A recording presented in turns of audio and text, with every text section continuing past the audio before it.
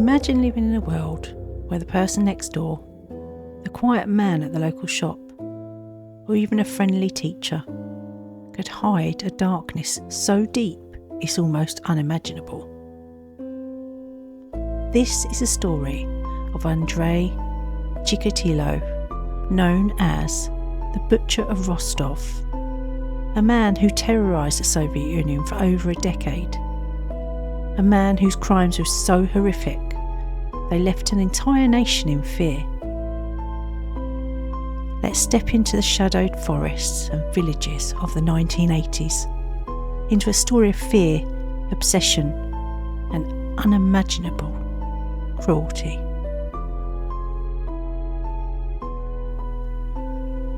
Andrei was born in 1936 in a small village in Ukraine, during one of the harshest periods of Soviet history. Famine, war, and violence defined his early years. He grew up in poverty, often bullied by peers and ostracised by adults. His father struggled to provide. His mother was distant and cold. During World War II, he witnessed unimaginable suffering, starvation, death, and human cruelty, all of which left deep psychological scars. As a young man, he seemed ordinary. He married, had children, and he worked as a teacher. But beneath that, a darkness was growing, a compulsion that would eventually erupt into horrifying violence. Chikatilo's first known murders began in 1978. He targeted children and young women, selecting victims who were alone, vulnerable, or in isolated areas. Train stations, parks, and quiet forests became his hunting grounds.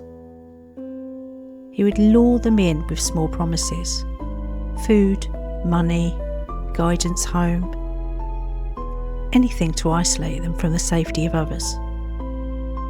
And once alone, he attacked. His acts were brutal and often involved stabbing, sexual assault, and mutilation.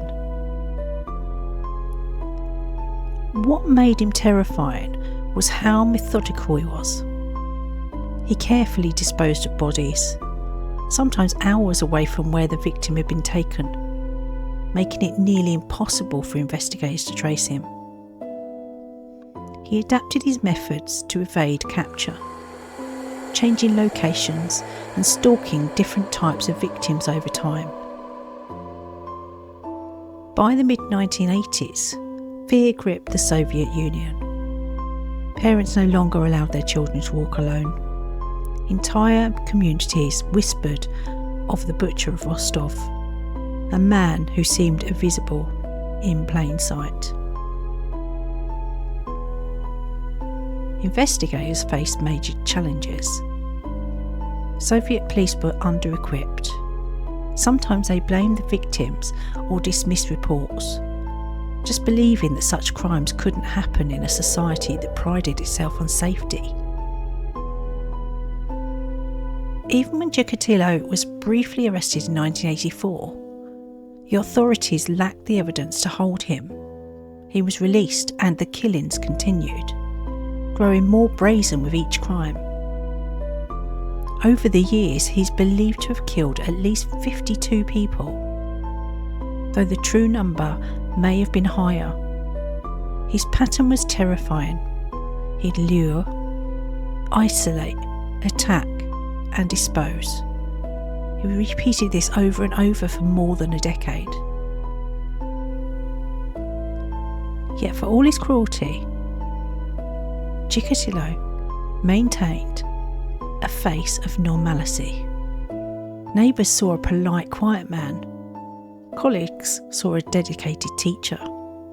But behind the mask, he was the nightmare stalking the shadows.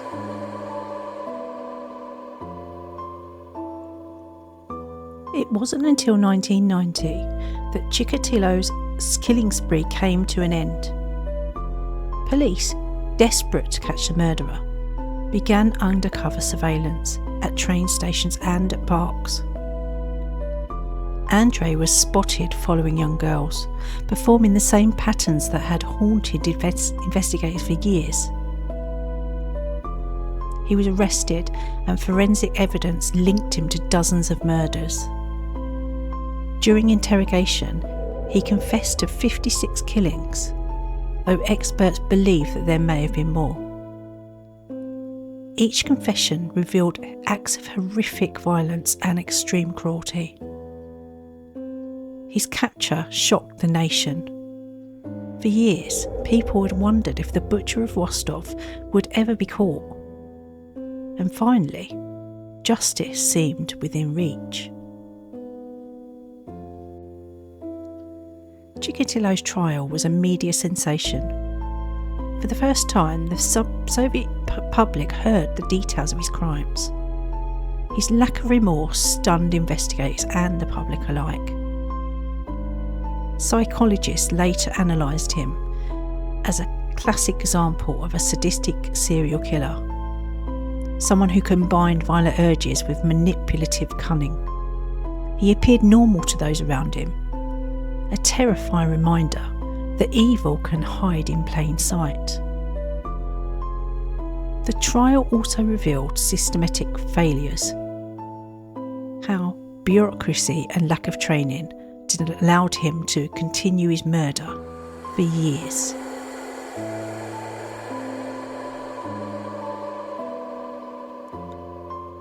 Chikatilo was executed in 1994, but the shadow of his crimes remains.